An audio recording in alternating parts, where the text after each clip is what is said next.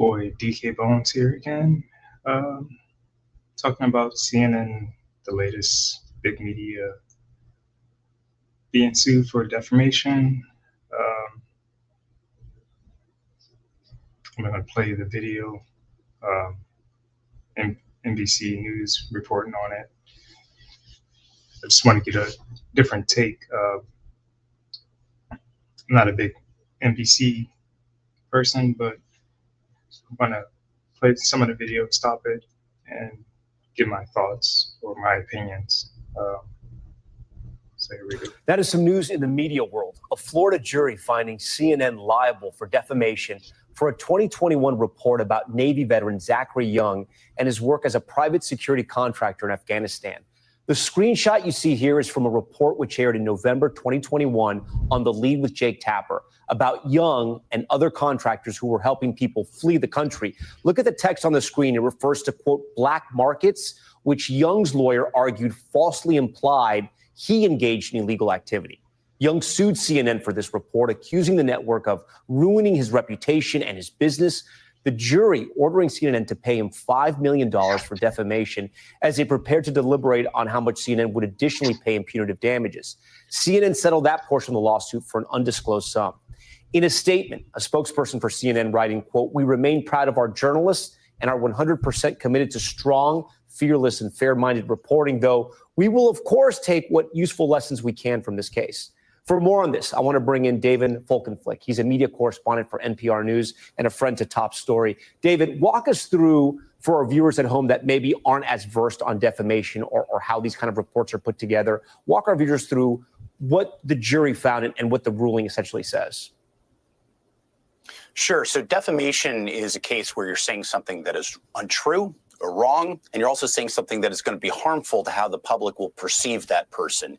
Now, Zachary Young is a former he's a U.S. Navy veteran. He was a private security contractor, and this affected his business, his lawyers argued. He's not a public official. He's not a celebrity. So the bar for him to exceed is not as high as it would be, at least on the first half of defamation and the first $5 million verdict that you just informed readers about.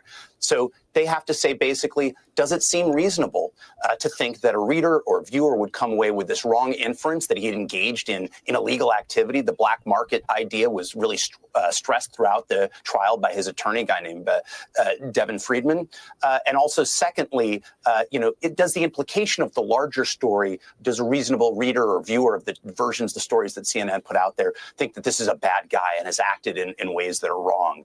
And his lawyers, successfully made that case. I want to show you some of the text messages into our viewers as well that were shown in court, right? These were text messages between CNN staff about Zachary Young that say, quote, "We're going to nail this Zachary Young MFer." You know what that refers to. Quote, "What a punchable face," among others. We should mention the CNN producers and reporters did not deny these text messages, but denied the messages implied that the story was a, quote, hit piece. How do you think I think the problem with some of these big media types, they're so quick to put a story out there and not have all the facts, or they're emotional and they want to attack individuals instead of just getting facts and giving us the facts.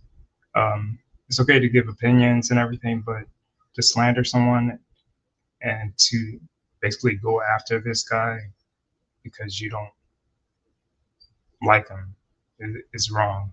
And idiots sending text messages, which you just leaving a paper trail. We'll keep the video going. These messages were interpreted by a jury that does not work in a newsroom, right? That does not understand how people may talk about people, though I would argue if you're investigating someone, you don't want to be texting these kind of things either. So, look, I was actually just talking about this afternoon with my editor, because I think there are ways in which, you have to unpack journalism, the way it works, what it's like in the moment for a jury who may be unfamiliar with that. And a jury, in fact, in a deeply red part of the country, the Florida.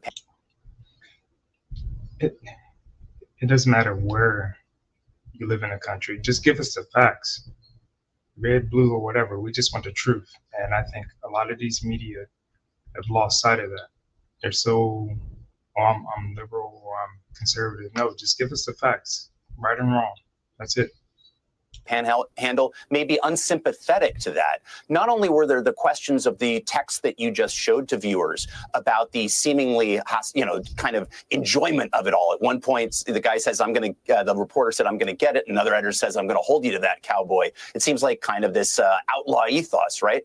Actually, to my mind, more damaging in watching the trial day after day were the texts in which editors internally expressed misgivings about the story, saying they didn't think it was fully there, that they hadn't nailed down. You talk about the concerns of Afghans that they're being charged exorbitant prices as they're seeking to get out of Afghanistan during the collapse of the American.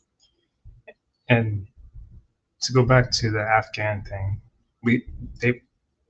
these contractors wouldn't have to been in this position if the current administration would have did their job and not put people in harm's way like that. They always forget that these contractors wouldn't have been doing this if the current administration would have did their job right. Occupation there and the handover to the Taliban in August 2021 and the ensuing weeks and months.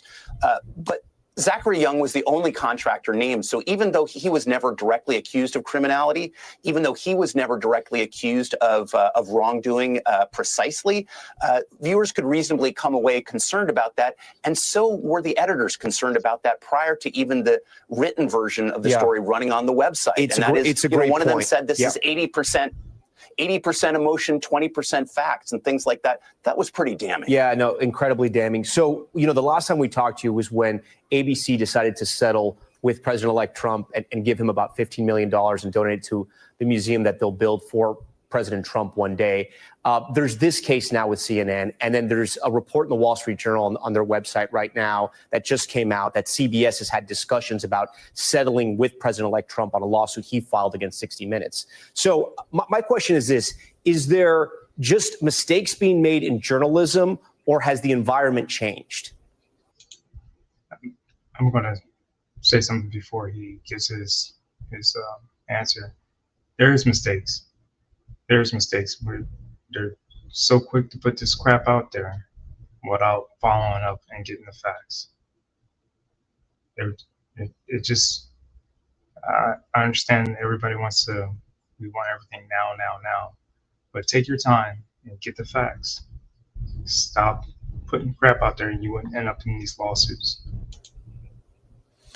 As we sometimes say to our kids, yes, and this is a circumstance in which I think all of the above apply, that journalists are fallible, that, when these things go to court and they're able to gain evidence from inside the process, it can be messy, but also that these cases are far more frequent than they used to be. Litigation is both a legal strategy, at times a public relations strategy. It's also been on behalf of President-elect Trump, who sued ABC, as you mentioned, and CBS, as you've mentioned, something of a political strategy. And one other common element: these major networks, are owned by major media conglomerates and companies that have a lot of business currently and in the future in front of federal regulators that are going to ultimately be answerable to President-elect Trump himself in just a few short days. And so you're seeing the impulse, I think, say ABC and possibly at CBS as well, to resolve this, to get on Trump's good side so that there are no problems as he ascends to office. Yeah, everybody wants to get their ducks in a row before he gets in office. And it would be the same thing if Biden, everybody wants to be on that side. But just be honest and get the facts. I'll put the link of this article. Again, I'm not a big NBC fan, but everybody's reporting on it. It's the only video I found. If you like the video, hit the like button. Please subscribe to the channel. It'll be a big help. And I'll catch you guys on the next one.